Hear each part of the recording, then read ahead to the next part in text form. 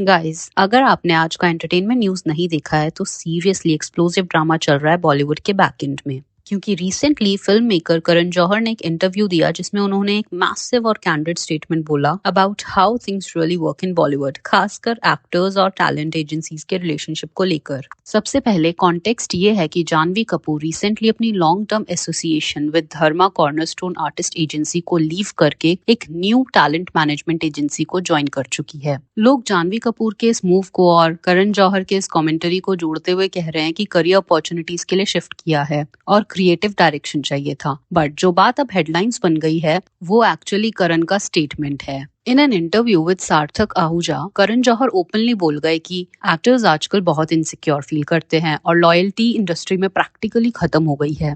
लोग हर 2 साल में एक एजेंसी से दूसरी एजेंसी चलते रहते हैं। जब किसी को नया डील नहीं पसंद आता फिर वो वापस आना चाहता है और ये साइकिल एक विशियस सर्कल बनकर रह गया है। उन्होंने बोला, actors just keep hopping and skipping, nobody is loyal in this business, artists are nobodies, वो किसी के भी नहीं है, ऐसा करण जौहर ने बोला। ये स्टेटमेंट इतना ब्लंट था कि लोगों का रिएक्शन पूरी इंडस्ट्री तक फैल गया है।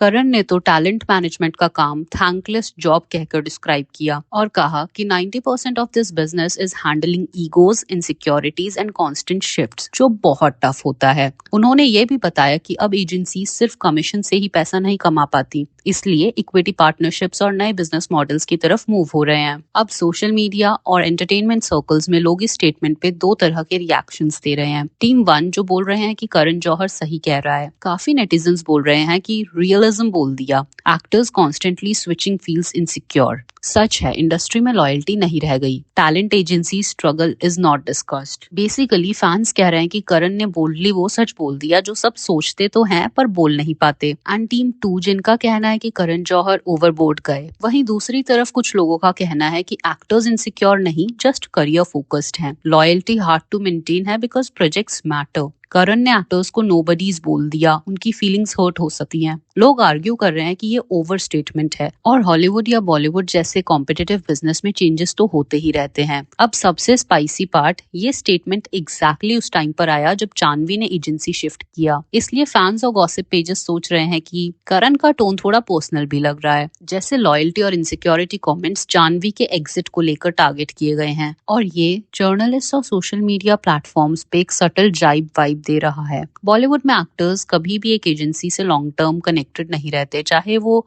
धर्मा हो या फिर यशराज या कोई और। Even big names like Ranveer Singh और परिणीति चोपड़ा ने भी टैलेंट मैनेजमेंट चेंज किया है in the recent years. So technically Karan Johar का स्टेटमेंट इंडस्ट्री पैटर्न को हाईलाइट कर रहा है, लेकिन टोन इतना ब्लंट था कि वो टॉक ऑफ द टाउन बन गया। सो फैंस का कहना है कि करण जौहर ने सच बोल दिया, बॉलीवुड इनसिक्योर और अपॉर्चुनिस्टिक है, लॉयल्टी टफ है, नो एजेंसीज फॉरएवर। इस कमेंट से एक्टर्स का इमेज हर्ट हो रहा है। And lastly, is this directed remotely at Janhvi? और सोशल मीडिया पे भी मीम ट्रेंड चल रहा है। एक साइड पे करण जौहर का ब्लंट ट्रूथ, दूसरी साइड पर एक्टर्स की रिएक्शंस का काउंटडाउन। तो आपको क्या लगता है, क्या करण जौहर का ये स्टेटमेंट ब्लंट और जर्नल था या फिर it was targeted at Janhvi? Let me know in the comment section what you think. And अगर ये वीडियो पसंद आया है तो don't forget to subscribe to the channel. Bye bye.